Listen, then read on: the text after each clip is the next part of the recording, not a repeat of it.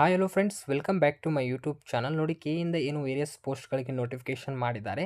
ಈ ಒಂದು ಪೋಸ್ಟ್ಗಳಿಗೆ ಮೊಬೈಲ್ ಮೂಲಕ ಯಾವ ರೀತಿಯಾಗಿ ಅಪ್ಲಿಕೇಶನ್ ಫಾರ್ಮ್ನ ಫಿಲ್ಅಪ್ ಮಾಡೋದಂತ ಈ ಒಂದು ವಿಡಿಯೋದಲ್ಲಿ ಮಾಹಿತಿಯನ್ನು ಕೊಡ್ತಾ ಇದ್ದೀನಿ. ಸೊ ಅದಕ್ಕೂ ಮುಂಚೆ ನಮ್ಮ ಯೂಟ್ಯೂಬ್ ಚಾನಲ್ನ ಯಾರು ಸಬ್ಸ್ಕ್ರೈಬನ್ನು ಮಾಡ್ಕೊಂಡ್ರೆ ಆದಷ್ಟು ನಮ್ಮ ಯೂಟ್ಯೂಬ್ ಚಾನಲ್ ಸಬ್ಸ್ಕ್ರೈಬನ್ನು ಮಾಡ್ಕೊಳ್ಳಿ. ಮತ್ತು ಟೆಲಿಗ್ರಾಮ್ ಗ್ರೂಪ್ಗೆ ಯಾರು ಜಾಯ್ನ್ ಆಗಿಲ್ಲ ನೋಡಿ, ಆದಷ್ಟು ನಮ್ಮ ಟೆಲಿಗ್ರಾಮ್ ಗ್ರೂಪ್ಗೆ ಜಾಯ್ನ್ ಆಗಿ ನಾನು ಡಿಸ್ಕ್ರಿಪ್ಷನಲ್ಲಿ ಈ ಲಿಂಕನ್ನು ಕೊಟ್ಟಿರ್ತೀನಿ. ಆದಷ್ಟು ಜಾಯ್ನನ್ನು ಆಗಿ ಬನ್ನಿ. ಈಗಾಗಲೇ ಕರ್ನಾಟಕ ಸರ್ಕಾರದ ಒಳ ಮೀಸಲಾತಿ ಜಾರಿ ಬಂದ ಮೇಲೆ ಮೊದಲ ಒಂದು ನೋಟಿಫಿಕೇಶನ್ ಇದಾಗಿರುತ್ತೆ. ಇಲ್ಲಿ ನಿಮಗೆ ವಿವಿಧ ರೀತಿಯ ಇಲಾಖೆಯಲ್ಲಿ ಸಾಕಷ್ಟು ವೇಕೆನ್ಸಿಗಳನ್ನ ರಿಲೀಸನ್ನು ಮಾಡಿದ್ದಾರೆ. ಇದನ್ನು ನೀವು PDF ನಾನು ಟೆಲಿಗ್ರಾಮ್ ಗ್ರೂಪ್ನಲ್ಲಿ ಹಾಕಿರ್ತೀನಿ. ನಿಮಗೆ ಯಾವ ಪೋಸ್ಟ್ ಒಂದು ಕ್ವಾಲಿಫಿಕೇಷನ್ಗೆ ಎಲಿಜಿಬಲ್ ಇದ್ದಾರೆ ಆ ಪೋಸ್ಟ್ಗಳಿಗೆ ನೀವು ಅಪ್ಲೈಯನ್ನು ಮಾಡ್ಬೋದು. ನೋಡಿ, ಯಾವ ರೀತಿಯಾಗಿ ಅಪ್ಲೈ ಮಾಡೋದಂತ ನೋಡ್ಕೊಳ್ಳೋಣ. ಮೊದಲೇದಾಗಿ ಈ ಒಂದು ವೆಬ್ಸೈಟನ್ನು ಓಪನ್ ಮಾಡ್ಕೊಳ್ಳಿ. ನಾನು ಡಿಸ್ಕ್ರಿಪ್ಷನಲ್ಲಿ ಲಿಂಕ್ ಕೊಟ್ಟಿರ್ತೀನಿ, ಓಪನ್ ಮಾಡ್ಕೊಳ್ಳಿ. ಓಪನ್ ಆದ ತಕ್ಷಣ ಮೊದಲೇದಾಗಿ ಅಪ್ಲೈ ಮಾಡೋಕ್ಕಿಂತ ಮುಂಚೆ ಸ್ವಲ್ಪ ಜನರಲ್ ಇನ್ಸ್ಟ್ರಕ್ಷನ್ಸ್ನ ನಾವು ತಿಳ್ಕೊಂಡಿರಬೇಕಾಗಿರುತ್ತೆ. ಏನು ಒಂದು ಇನ್ಸ್ಟ್ರಕ್ಷನ್ಸ್ ಅಂದರೆ, ಮೊದಲನೇ ಒಂದು ಇನ್ಸ್ಟ್ರಕ್ಷನ್ಸ್ ಏನಂದರೆ, ಇಲ್ಲಿ ನಿಮಗೆ ಕೆಯಿಂದ ಒಂದು ಪೋರ್ಟಲನ್ನು ಕ್ರಿಯೇಟ್ ಮಾಡಿದ್ದಾರೆ. ಈಗಾಗಲೇ ನಿಮಗೆ ಮಲ್ಟಿಪಲ್ ಪೋಸ್ಟ್ಗಳಿರ್ತವೆ, ಆದರೆ ನಿಮಗೆ ಇಲ್ಲಿ ಪ್ರತ್ಯೇಕವಾಗಿ ಅಪ್ಲಿಕೇಶನ್ ಹಾಕಲು ಅವಕಾಶವನ್ನು ಕೊಟ್ಟಿಲ್ಲ. ಒಂದೇ ಅಪ್ಲಿಕೇಶನ್ ಫಾರ್ಮ್ನಲ್ಲಿ ನೀವು ಮಲ್ಟಿಪಲ್ ಪೋಸ್ಟ್ಗೆ ಅಪ್ಲೈಯನ್ನು ಮಾಡ್ಬೋದು. ಎಕ್ಸಾಂಪಲಾಗಿ ಹೇಳೋದಾದರೆ, ಈಗಾಗಲೇ ನೀವು ನಿಮ್ಮ ಒಂದು ಕ್ವಾಲಿಫಿಕೇಷನ್ಗೆ ತಕ್ಕಂತೆ ನೀವು ಮಲ್ಟಿಪಲ್ ಪೋಸ್ಟ್ಗೆ ಅಪ್ಲೈಯನ್ನು ಮಾಡ್ಬೋದು. ಅದಕ್ಕೆ ಒಂದೇ ಅರ್ಜಿ ಶುಲ್ಕವನ್ನು ನಿಗದಿ ಮಾಡಿದ್ದಾರೆ. ನೀವು ಏನಾದರೂ ಮಲ್ಟಿಪಲ್ ಪೋಸ್ಟ್ಗೆ ಅಪ್ಲೈ ಮಾಡಬೇಕಂತಂದರೆ ನೀವು ಹೆಚ್ಚುವರಿಯಾಗಿ ₹100 ನೀವು ಪೇ ಮಾಡಿ ಮಲ್ಟಿಪಲ್ ಪೋಸ್ಟ್ಗಳಿಗೆ ಅಪ್ಲೈಯನ್ನು ಮಾಡ್ಬೋದು. ಮೊದಲನೇ ಒಂದು ಇನ್ಸ್ಟ್ರಕ್ಷನು. ಸೆಕೆಂಡ್ ಒಂದು ಏನಂದರೆ, ಈಗ ನೀವೇನೊಂದು ಅಪ್ಲಿಕೇಶನ್ ಸಬ್ಮಿಟ್ ಆಗುತ್ತಲ್ಲ, ಅಪ್ಲಿಕೇಶನ್ ಸಬ್ಮಿಟ್ ಆದಮೇಲೆ ಯಾವುದೇ ರೀತಿ ಕರೆಕ್ಷನ್ ಆಗಿರ್ಬೋದು, ಎಡಿಟ್ ಆಪ್ಷನನ್ನು ಅವರು ಎಡಿಟ್ ಆಪ್ಷನನ್ನು ಕೊಡೋದಿಲ್ಲ. ಅದಕ್ಕೆ ನೀವು ಕೇರ್ಫುಲ್ಲಾಗಿ ಮೊದಲೇ ಒಂದು ಅಪ್ಲಿಕೇಶನಲ್ಲಿ ಏನು ಫಿಲ್ ಮಾಡ್ತಾಯಿದ್ರೆ ಕರೆಕ್ಟಾಗಿ ಚೆಕ್ ಮಾಡ್ಕೊಂಡು ಅಪ್ಲಿಕೇಶನ್ ಫಾರ್ಮ್ನ ಸಬ್ಮಿಟ್ ಮಾಡ್ಕೊಳ್ಳಿ. ಯಾವುದೇ ರೀತಿಯಲ್ಲಿ ತಿದ್ದುಪಡಿಯ ಅವಕಾಶವನ್ನು ಕೊಡೋದಿಲ್ಲ ಅಂತ ಅವರು ಮಾಹಿತಿ ಕೊಟ್ಟಿದ್ದಾರೆ. ನಾನು ಪ್ರತಿಯೊಂದನ್ನು ಕ್ಲಿಯರಾಗಿ ಮಾಹಿತಿ ಕೊಡ್ತೀನಿ. ಯಾವುದೇ ರೀತಿ ನೀವು ಗೊಂದಲಕ್ಕೆ ಈಡಾಗಬೇಡಿ. ನೀವು ಕರೆಕ್ಟಾಗಿ ಮಾಹಿತಿಯನ್ನು ನೀಡಿ ಯಾವುದೇ ರೀತಿ ಮಿಸ್ಟೇಕನ್ನು ಮಾಡ್ತಾ ಹಾಗೆ ನೀವು ಅಪ್ಲಿಕೇಶನ್ನ ಸಬ್ಮಿಟ್ ಮಾಡಿ. ಸಬ್ಮಿಟ್ ಮಾಡಿದ ಮೇಲೆ ಯಾವುದೇ ರೀತಿಯಾಗಿ ಕರೆಕ್ಷನ್ ಮಾಡುವಂಥ ಅವಕಾಶ ಕೊಟ್ಟಿರೋದಿಲ್ಲ. ಇವೆರಡು ಇನ್ಸ್ಟ್ರಕ್ಷನ್ಸನ್ನು ನೀವು ಫಾಲೋವನ್ನು ಮಾಡ್ಕೊಳ್ಳಿ. ಬನ್ನಿ, ಈಗ ಯಾವ ರೀತಿಯಾಗಿ ಅಪ್ಲೈ ಮಾಡೋದಂತ ನೋಡ್ಕೊಳ್ಳೋಣ. ನೋಡಿ, ಮೊದಲೇದಾಗಿ ಈ ವೆಬ್ಸೈಟನ್ನು ಓಪನ್ ಮಾಡಿದ ತಕ್ಷಣ ನಿಮಗೆ ಇಲ್ಲಿ ಕೆಯಿಂದ ಮೊದಲನೇ ಬಾರಿಗೆ ಒಂದು ಪೋರ್ಟಲ್ ಮೂಲಕ ಅಪ್ಲೈ ಮಾಡಲು ಅವಕಾಶವನ್ನು ಕೊಟ್ಟಿದ್ದಾರೆ. ಈಗಾಗಲೇ ಹಿಂದಿನ ನೇಮಕಾತಿಯಲ್ಲಿ ಒಂದೇ ಹಂತದಲ್ಲಿ ಅಪ್ಲಿಕೇಶನ್ ಸಬ್ಮಿಟ್ ಮಾಡ್ಕೊಳ್ತಾ ಇದ್ದರು, ಆದರೆ ಈಗ ಪೋರ್ಟಲ್ ಮೂಲಕ ಒಂದು ಅಪ್ಲಿಕೇಶನ್ ಫಾರ್ಮ್ನ ಫಿಲ್ಅಪ್ ಮಾಡ್ಕೊಳ್ತಾ ಇದ್ದಾರೆ. ನೀವೊಂದು ಈ ಹುದ್ದೆಗೆ ಅರ್ಜಿಯನ್ನು ಸಲ್ಲಿಸಬೇಕಂದ್ರೆ ಡಿಜಿ ಲಾಕರನ್ನು ಈಗಾಗಲೇ ರಿಜಿಸ್ಟ್ರೇಷನ್ನ ಮಾಡ್ಕೊಂಡಿದ್ರೆ ನಿಮಗೆ ಈಸಿ ಆಗುತ್ತೆ. ಏನಾದರೂ ಡಿಜಿ ಲಾಕರ್ ನಿಮಗೆ ರಿಜಿಸ್ಟ್ರ್ ಇಲ್ಲ ಅಂದರೆ ಅದನ್ನು ಯಾವ ರೀತಿ ಮಾಡ್ಬೋದು ಅಂತ ಅದನ್ನು ಮಾಹಿತಿ ಕೊಡ್ತೀನಿ. ಮೊದಲೇದಾಗಿ ಈ ರೀತಿಯಾಗಿ ನಿಮಗೆ ಪೇಜ್ ಓಪನ್ ಆಗುತ್ತೆ. ಈ ರೀತಿ ಪೇಜ್ ಓಪನ್ ಆದಾಗ ನಿಮಗೆ ಎರಡು ರೀತಿಯ ಆಪ್ಷನ್ಸ್ ಬರುತ್ತೆ. ಒಂದು candidate register with DigiLocker, candidate login DigiLocker ಅಂತ ಬರುತ್ತೆ. ಅಂದರೆ ಇಲ್ಲಿ ನೀವು ಒಂದು ಪೋರ್ಟಲನ್ನು ಡಿಜಿ ಲಾಕರ್ ಜೊತೆಗೆ ರಿಜಿಸ್ಟ್ರೇಷನ್ನ ಮಾಡಿಕೊಂಡು ಆಮೇಲೆ ಲಾಗಿನ್ ಮಾಡಿ ಅಪ್ಲೈ ಮಾಡೋದಿರುತ್ತೆ. ನೀವು ಕಂಪಲ್ಸರಿಯಾಗಿ ಪ್ರತಿಯೊಬ್ಬರು ಒಂದು ಡಿಜಿ ಲಾಕರ್ ಜೊತೆಗೆ ಮೊದಲು ರಿಜಿಸ್ಟ್ರೇಷನ್ನ ಮಾಡಿಕೊಂಡು ಆಮೇಲೆ ಲಾಗಿನ್ ಮಾಡಿ ಅಪ್ಲೈ ಮಾಡ್ಕೋಬೇಕಾಗುತ್ತೆ. ಪ್ರತಿಯೊಬ್ಬ ಕ್ಯಾಂಡಿಡೇಟ್ಸ್ಗಳು ಏನು ಮಾಡಬೇಕೀಗ, ಮೊದಲನೇದು ಕ್ಯಾಂಡಿಡೇಟ್ ರಿಜಿಸ್ಟರ್ ಡಿಜಿ ಲಾಕರ್ ಅಂತ ಒಂದು ಆಪ್ಷನ್ ಇದೆಯಲ್ಲ, ಈ ಒಂದು ಆಪ್ಷನ್ ಮೇಲೆ ಕ್ಲಿಕ್ಕನ್ನು ಮಾಡ್ಕೊಳ್ಳಿ. ನೋಡಿ, ಇದ್ರ ಮೇಲೆ ಕ್ಲಿಕ್ ಮಾಡಿದ ತಕ್ಷಣ ನೆಕ್ಸ್ಟ್ ಈ ರೀತಿಯಾಗಿ ಬರುತ್ತೆ. Upon providing consent from DigiLocker portal you will be automatically register to KE portal. Do you want to continue ಅಂತ ಒಂದು ಆಪ್ಷನ್ ಬರುತ್ತೆ. ಇದನ್ನು ಎಸ್ ಅಂತ ನೀವು ಕ್ಲಿಕ್ಕನ್ನು ಮಾಡ್ಕೊಳ್ಬೇಕಾಗುತ್ತೆ. ನೋಡಿ, ಎಸ್ ಅಂತ ಕ್ಲಿಕ್ ಮಾಡಿದ ತಕ್ಷಣ ಡಿಜಿ ಲಾಕರ್ ಒಂದು ವೆಬ್ಸೈಟ್ ಇಲ್ಲಿ ಓಪನ್ ಆಗುತ್ತೆ. ನೋಡಿ, ಈಗಾಗಲೇ ನೀವು ಡಿಜಿ ಲಾಕರ್ನ ರಿಜಿಸ್ಟ್ರೇಷನ್ನ ಮಾಡಿದರೆ ನೀವು ಲಾಗಿನ್ ಮಾಡಿ ಒಂದು KE ಮೂಲಕ ರಿಜಿಸ್ಟ್ರೇಷನ್ನ ಮಾಡ್ಕೊಳ್ಳಿ.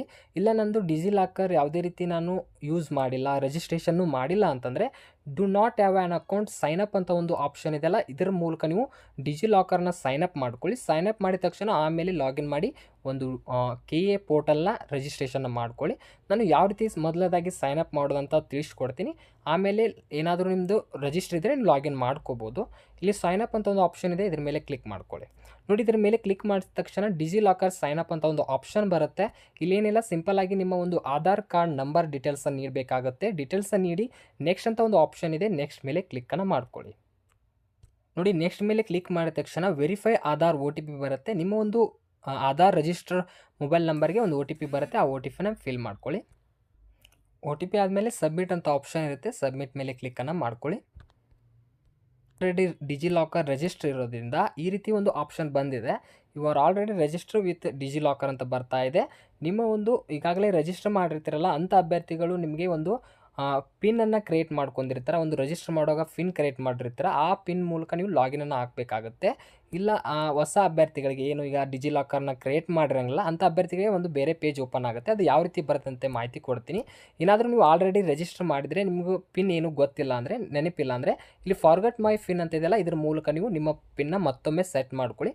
ಸೆಟ್ ಮಾಡ್ಕೊಂಡು ಲಾಗಿನ್ ಮಾಡಿ ರಿಜಿಸ್ಟರ್ನ ಮಾಡ್ಕೋಬೋದು. ಈಗ ನ್ಯೂ ಕ್ಯಾಂಡಿಡೇಟ್ಸ್ಗಳಿಗೆ ಡಿಜಿಲಾಕರ್ನ ಯಾವ ರೀತಿಯಾಗಿ ಮುಂದಿನ ಒಂದು ಪ್ರೊಸೆಸ್ನಲ್ಲಿ ರಿಜಿಸ್ಟರ್ ಮಾಡೋದಂತ ನೋಡ್ಕೊಳ್ಳೋಣ. ನೆಕ್ಸ್ಟ್ ಈ ರೀತಿಯಾಗಿ ಬರುತ್ತೆ, creating account in fast and easy ಅಂತ ಬರುತ್ತೆ. ಇಲ್ಲೇನಿಲ್ಲ, ನಿಮ್ಮ ಒಂದು ಸಿಂಪಲ್ ಆಗಿ ಒಂದು ಆಧಾರ್ ಕಾರ್ಡಲ್ಲಿರುವಂಥ ನೇಮನ್ನು ಇಲ್ಲಿ ನೀವು ಫಿಲ್ ಮಾಡ್ಕೋಬೇಕು. ಫಸ್ಟ್ ಒನ್ನು ಅದಾದ ತಕ್ಷಣ ಒಂದು ಡೇಟ್ ಆಫ್ ಬರ್ತ್, ಆಧಾರ್ ಕಾರ್ಡಲ್ಲಿರುವಂಥ ಆಧಾರ್ ಕಾರ್ಡ್ನಲ್ಲಿ ಯಾವ ರೀತಿ ಡೇಟ್ ಆಫ್ ಬರ್ತ್ ಇದೆಯಲ್ಲ ಅದೇ ರೀತಿ ಹಾಕ್ಕೊಳ್ಳಿ. ನಿಮ್ಮ ಜೆಂಡರ್ ಯಾವುದಿದೆ ಅದನ್ನು ಜೆಂಡರ್ನ ಇಲ್ಲಿ ಚೂಸ್ ಮಾಡ್ಕೊಳ್ಬೇಕಾಗತ್ತೆ. ಒಂದು ಆ್ಯಕ್ಟಿವ್ ಇರುವ ಮೊಬೈಲ್ ನಂಬರ್ನ ನೀವು ಇಲ್ಲಿ ಹಾಕ್ಕೊಳ್ಬೇಕಾಗತ್ತೆ ಮತ್ತು ಇಮೇಲ್ ಐ ಡಿನ ಡೀಟೇಲ್ಸನ್ನು ಇಟ್ಕೊಳ್ಳಿ.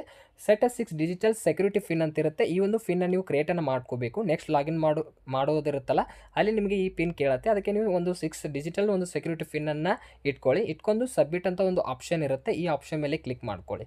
ಕ್ಲಿಕ್ ಮಾಡಿದ ತಕ್ಷಣ ಒಂದು ರಿಜಿಸ್ಟರ್ ಮೊಬೈಲ್ ನಂಬರ್ ಕೊಟ್ಟಿರುತ್ತಲ್ಲ ಅದಕ್ಕೆ ಒಂದು OTP ಬರುತ್ತೆ, ಅದನ್ನು ವೆರಿಫೈ ಮಾಡ್ಕೊಳ್ಳಿ. ವೆರಿಫೈ ಆದ ತಕ್ಷಣ ನಿಮ್ಮ ಒಂದು ಡಿಜಿಲಾಕರ್ ಈಗ ರಿಜಿಸ್ಟರ್ ಆಗಿರುತ್ತೆ. ನೆಕ್ಸ್ಟ್ ನೀವು ಏನು ಮಾಡಬೇಕು, ಲಾಗಿನ್ ಮಾಡಿ ಒಂದು KA ಮೂಲಕ ರಿಜಿಸ್ಟರ್ ಮಾಡಿ ಒಂದು ಅಪ್ಲಿಕೇಶನ್ ಫಾರ್ಮ್ನ ಸ್ಟಾರ್ಟ್ ಮಾಡಬೇಕು. ಇಷ್ಟು ನ್ಯೂ ಕ್ಯಾಂಡಿಡೇಟ್ಸ್ಗಳು ಮಾಡಿ. ಈಗ ನೆಕ್ಸ್ಟ್ ನಾವು ಒಂದು ಲಾಗಿನ್ ಮಾಡಿ ಯಾವ ರೀತಿಯಾಗಿ ಒಂದು KA ಮೂಲಕ ಪೋರ್ಟಲ್ ಮೂಲಕ ಅಪ್ಲೈ ಮಾಡೋದಂತ ನೋಡ್ಕೊಳ್ಳೋಣ. ಡನ್ ಮೇಲೆ ಕ್ಲಿಕ್ ಮಾಡ್ಕೊಳ್ಳಿ. ನೋಡಿ, ಡನ್ ಮೇಲೆ ಕ್ಲಿಕ್ ಮಾಡ್ಕೊಳ್ಳಿ. ಡನ್ ಮೇಲೆ ಕ್ಲಿಕ್ ಮಾಡಿದ ತಕ್ಷಣ ನೆಕ್ಸ್ಟ್ ಈ ರೀತಿಯಾಗಿ ಬರುತ್ತೆ. ನೋಡಿ, ಕರ್ನಾಟಕ ಎಕ್ಸಾಮಿನೇಷನ್ ಅಥಾರಿಟಿಯಿಂದ ಏನು ಒಂದು ಡೀಟೇಲ್ಸ್ ಇದ್ದಾವೆ, ನಮ್ಮ ಒಂದು ಮಾರ್ಕ್ ಶೀಟ್ ಆಗಿರ್ಬೋದು, ಆಧಾರ್ ಕಾರ್ಡ್ನಲ್ಲಿ, ಆ ಡಿಜಿಲಾಕರ್ನಲ್ಲಿ ಅವೈಲೇಬಲ್ ಇರುತ್ತೆ. ನೀವು ನೆಕ್ಸ್ಟ್ ಏನು ಮಾಡಬೇಕು, ಈ ರೀತಿ ಪೇಜ್ ಬಂದ ತಕ್ಷಣ ಇಲ್ಲಿ ಸೆಲೆಕ್ಟ್ ಆಲ್ ಅಂತ ಒಂದು ಆಪ್ಷನ್ ಇದೆಯಲ್ಲ ಇದ್ರ ಮೇಲೆ ಕ್ಲಿಕ್ ಮಾಡ್ಕೊಳ್ಳಿ. ಇದ್ರ ಮೇಲೆ ಕ್ಲಿಕ್ ಮಾಡ್ಕೊಂಡು ಕೆಳಗೆ ಸ್ಕ್ರೋಲ್ ಮಾಡ್ಕೊಂಡು ಇಲ್ಲಿ ಅಲೋ ಅಂತ ಒಂದು ಆಪ್ಷನ್ ಇರುತ್ತೆ, ಇದ್ರ ಮೇಲೆ ಕ್ಲಿಕ್ ಮಾಡ್ಕೊಳ್ಳಿ. ಇಷ್ಟು ಸಿಂಪಲ್ಲಾಗಿ ಕ್ಲಿಕ್ ಮಾಡ್ಕೊಳ್ಳಿ. Processing your request please wait ಅಂತ ಬರುತ್ತೆ. ಈ ರೀತಿಯಾಗಿ ಬಂದ ತಕ್ಷಣ ರೀಡೈರೆಕ್ಟ್ ಬ್ಯಾಕ್ ಟು ರಿಕ್ವೆಸ್ಟ್ ಅಂತ ಬರುತ್ತೆ. ನೆಕ್ಸ್ಟು ನಿಮಗೆ ಈ ರೀತಿಯಾಗಿ ಪೇಜ್ ಓಪನ್ ಆಗುತ್ತೆ. ನೋಡಿ, ಇಲ್ಲಿ ಕ್ರಿಯೇಟ್ ಆ್ಯನ್ ಅಕೌಂಟ್ ಕರ್ನಾಟಕ ಸರ್ಕಾರ KA ಪೋರ್ಟಲ್ ಮೂಲಕ ಇಲ್ಲಿ ಕ್ರಿಯೇಟ್ ಮಾಡೋದಿರುತ್ತೆ. ಈಗಾಗಲೇ ಒಂದು ಆಧಾರ್ ಕಾರ್ಡ್ನಲ್ಲಿ ನಿಮ್ಮದು ಡೀಟೇಲ್ಸ್ ಏನಿರುತ್ತಲ್ಲ ಅದೇ ರೀತಿಯಾಗಿ ಇಲ್ಲಿ ನಿಮ್ಮ ಡೀಟೇಲ್ಸ್ ಫೆಚ್ ಆಗಿರುತ್ತೆ ಮತ್ತು ಅದರಲ್ಲಿ ಯಾವ ರೀತಿ ನಿಮ್ಮ ಒಂದು ಫೋಟೋ ಇದೆ ಅದು ಇಲ್ಲಿ ಫೆಚ್ ಆಗಿರುತ್ತೆ. ನೆಕ್ಸ್ಟ್ ನೀವು ಕೆಳಗೆ ಸ್ಕ್ರೋಲನ್ನು ಮಾಡಿಕೊಂಡು ಇಲ್ಲಿ ಒಂದು ಇಮೇಲ್ ID, ಒಂದು ಮೊಬೈಲ್ ನಂಬರ್ ಡೀಟೇಲ್ಸನ್ನು ನೀಡಬೇಕಾಗುತ್ತೆ. ಇಲ್ಲಿ 2 ಡೀಟೇಲ್ಸನ್ನು ನೀಡಬೇಕು. ಒಂದು ಆ್ಯಕ್ಟಿವ್ ಇರುವ ಇಮೇಲ್ ಐಡಿಯನ್ನು ಫಿಲ್ ಮಾಡ್ಕೊಳ್ಳಿ ಮತ್ತು ನಿಮ್ಮ ಒಂದು ರಿಜಿಸ್ಟರ್ ಮೊಬೈಲ್ ನಂಬರ್ ಸಂಖ್ಯೆನ ಹಾಕ್ಕೊಳ್ಬೇಕಾಗುತ್ತೆ. ಇನ್ನೊಂದು ಏನು ಇಂಪಾರ್ಟೆಂಟ್ ಅಂದರೆ, ಏನು ಇಲ್ಲಿ ಒಂದು ಮೊಬೈಲ್ ನಂಬರ್ ಡೀಟೇಲ್ಸನ್ನು ನೀವು ಹಾಕ್ಕೊಳ್ತಿರಲ್ಲ ಅದು ಒಂದು ವಾಟ್ಸಪ್ನ ಇರಬೇಕಾಗಿರುತ್ತೆ. ಅಂದರೆ ನಿಮಗೆ ವಾಟ್ಸಪ್ಗೆ ಒಂದು OTP ಬರುತ್ತೆ, ಆ OTP ಹಾಕಿ ನೀವು ಇಲ್ಲಿ ವೆರಿಫೈ ಮಾಡೋದಿರುತ್ತೆ. ಅದಕ್ಕೆ ನಿಮ್ಮ ಒಂದು ವಾಟ್ಸಪ್ ರಿಜಿಸ್ಟರ್ ಇರುವ ಒಂದು ಮೊಬೈಲ್ ಸಂಖ್ಯೆಯನ್ನು ಇಲ್ಲಿ ಫಿಲ್ ಮಾಡ್ಕೊಂಡು ಇಲ್ಲಿ ಕ್ರಿಯೇಟ್ ಅಕೌಂಟ್ ಅಂತ ಒಂದು ಆಪ್ಷನ್ ಇರುತ್ತೆ, ಇದ್ರ ಮೇಲೆ ಕ್ಲಿಕ್ಕನ್ನು ಮಾಡ್ಕೊಳ್ಳಿ. ನೋಡಿ, ಕ್ರಿಯೇಟ್ ಅಕೌಂಟ್ ಮೇಲೆ ನಾನು ಈಗ ಕ್ಲಿಕ್ ಮಾಡ್ಕೊಳ್ತಾ ಇದ್ದೀನಿ. ನೋಡಿ, ಕ್ಲಿಕ್ ಮಾಡಿದ ತಕ್ಷಣ ಏನು ಒಂದು ವಾಟ್ಸಪ್ನಲ್ಲಿ ನಿಮಗೆ ಒಂದು ರಿಜಿಸ್ಟರ್ ಮೊಬೈಲ್ ನಂಬರ್ಗೆ ಏನೊಂದು OTP ಬಂದಿರುತ್ತೆ, ಆ OTPನ ಇಲ್ಲಿ ಹಾಕಿ ವೆರಿಫೈ ಮಾಡೋದಿರುತ್ತೆ. ನೋಡಿ, OTP delivered to your WhatsApp register mobile number, ಒಂದು ಮೊಬೈಲ್ ನಂಬರ್ಗೆ OTP ಹೋಗಿರುತ್ತೆ ಅಥವಾ ವಾಟ್ಸಪ್ನಲ್ಲಿ ಹೋಗಿರುತ್ತೆ. ಆ ಒಂದು OTPನ ಇಲ್ಲಿ ಫಿಲ್ ಮಾಡ್ಕೊಂಡು ವೆರಿಫೈ ಅಂತ ಒಂದು ಆಪ್ಷನ್ ಇರುತ್ತಲ್ಲ ಇದ್ರ ಮೇಲೆ ಕ್ಲಿಕ್ ಮಾಡ್ಕೊಳ್ಳಿ. ವೆರಿಫೈ ಮೇಲೆ ಕ್ಲಿಕ್ ಮಾಡ್ಕೊಳ್ಳಿ. ನೋಡಿ, ವೆರಿಫೈ ಮಾಡಿದ ತಕ್ಷಣ ರಿಜಿಸ್ಟ್ರೇಷನ್ ಸಕ್ಸಸ್ಫುಲ್ ಅಂತ ಬರುತ್ತೆ. ಓಕೆ ಮೇಲೆ ಕ್ಲಿಕ್ ಮಾಡ್ಕೊಳ್ಳಿ. ಓಕೆ ಮೇಲೆ ಕ್ಲಿಕ್ ಮಾಡಿದ ತಕ್ಷಣ ನೆಕ್ಸ್ಟು ನೀವು ಕೆಳಗೆ ಸ್ಕ್ರೋಲ್ ಮಾಡ್ಕೊಂಡು ನೆಕ್ಸ್ಟು ಆಪ್ಷನ್ ಏನಿದೆ ಅಂದರೆ ಇಲ್ಲಿ ನಿಮಗೆ ಟು ಲಾಗಿನ್ ಕ್ಲಿಕರ್ ಅಂತ ಒಂದು ಆಪ್ಷನ್ ಇರುತ್ತಲ್ಲ ಇದ್ರ ಮೇಲೆ ಕ್ಲಿಕ್ ಮಾಡ್ಕೊಳ್ಳಿ. ನೋಡಿ, ಇದ್ರ ಮೇಲೆ ಕ್ಲಿಕ್ ಮಾಡಿದ ತಕ್ಷಣ ಮತ್ತೊಮ್ಮೆ ಇಲ್ಲಿ ಹೋಮ್ ಪೇಜ್ ಬರುತ್ತೆ. ಈಗ ನೀವು ರಿಜಿಸ್ಟ್ರೇಷನ್ನ ಕಂಪ್ಲೀಟ್ ಮಾಡಿದ್ದೀರಿ. ಒಂದು ಏನು ಡಿಜಿಲಾಕರ್ ಇದೆಯಲ್ಲ KA ಪೋರ್ಟಲ್ಗೆ ಒಂದು ರಿಜಿಸ್ಟ್ರೇಷನ್ ಕಂಪ್ಲೀಟ್ ಆಯಿತು. ಈಗ ನೆಕ್ಸ್ಟ್ ಒಂದು ಏನು ಮಾಡಬೇಕಂದ್ರೆ ನೀವು ಕ್ಯಾಂಡಿಡೇಟ್ ಲಾಗಿನ್ ವಿತ್ ಡಿಜಿಲಾಕರ್ ಜೊತೆಗೆ ಲಾಗಿನ್ ಮಾಡಿ ಅಪ್ಲೈ ಮಾಡೋದಿರುತ್ತೆ. ಈಗ ಕ್ಯಾಂಡಿಡೇಟ್ ಲಾಗಿನ್ ಅಂತ ಇದೆಯಲ್ಲ ಡಿಜಿಲಾಕರ್, ಇದ್ರ ಮೇಲೆ ಕ್ಲಿಕ್ ಮಾಡ್ಕೊಳ್ಳಿ. ನೋಡಿ, ಇದ್ರ ಮೇಲೆ ಕ್ಲಿಕ್ ಮಾಡಿದ ತಕ್ಷಣ ನೆಕ್ಸ್ಟ್ ಈ ರೀತಿ ಬರುತ್ತೆ, ಸೈನ್ ಇನ್ ಇರುತ್ತೆ. ಅಂದರೆ ಏನು ರಿಜಿಸ್ಟರ್ ಮಾಡಿರ್ತಲ್ಲ ಈಗ ಸೈನ್ ಇನ್ ಒಂದು ಆಪ್ಷನ್ ಇರುತ್ತೆ. ಇಲ್ಲಿ 3 ರೀತಿ ಮೂಲಕ ನೀವು ಸೈನ್ ಇನ್ ಆಗ್ಬೋದು. ಯೂಸರ್ ನೇಮ್ ಆಗಿರ್ಬೋದು, ಆಧಾರ್ ನಂಬರ್ ಜೊತೆ ಆಗಿರ್ಬೋದು, ಮೊಬೈಲ್ ನಂಬರ್ ಜೊತೆ ಆಗಿರ್ಬೋದು, ನೀವು ಸೈನ್ ಅಪ್ ಆಗ್ಬೋದು. ಇಲ್ಲಿ ನೀವು ಆದಷ್ಟು ಆಧಾರ್ ಜೊತೆಗೆ ಸೈನ್ ಇನ್ ಆಗಿ ಇಲ್ಲಿ ನಿಮ್ಮ ಆಧಾರ್ ಸಂಖ್ಯೆಯನ್ನು ನೀಡಿ ನೆಕ್ಸ್ಟ್ ಅಂತ ಕ್ಲಿಕ್ ಮಾಡ್ಕೊಳ್ಳಿ.